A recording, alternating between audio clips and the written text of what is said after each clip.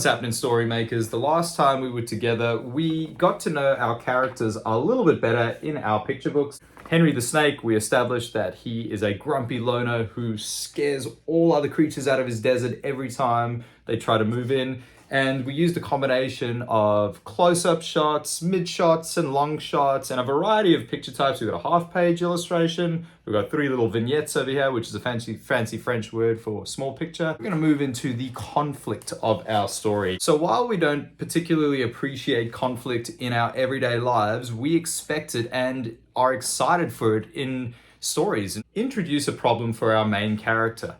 The trick is not to go too crazy with the problem straight away, because if all of a sudden you go from, what was that, page number 4, and then all of a sudden the world explodes, well, that's accelerating a bit too fast, because where do you go from there? You want to escalate it slowly. So we use the metaphor pebble problem, rock problem, boulder problem, right? So pebble obviously being small, then rock bigger, and then boulder obviously the biggest problem. So in this case, we started off with the pebble problem, and we've got a nice long illustration, a double page spread, but only going across half the page with 2 writing blocks at the top.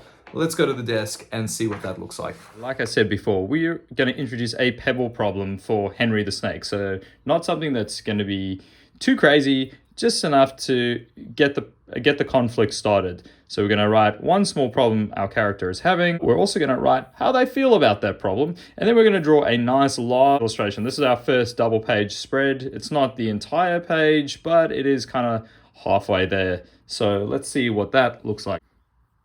So here's our first pebble problem for Henry the Snake.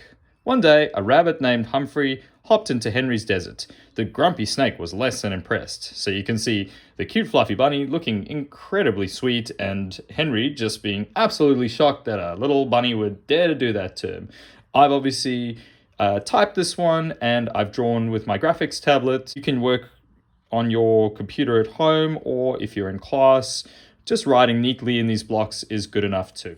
So there you have it, guys. The first part of our conflict. Remember, pebble problem. You got to start really, really small, and then we will slowly escalate our conflict and make it more exciting on the way. And by the way, guys, as you're working on this, all the descriptions and ideas are down the bottom here. So if you ever need a few hints, tips, or tricks on what the pictures might look like, feel free to use any of those hints down the bottom.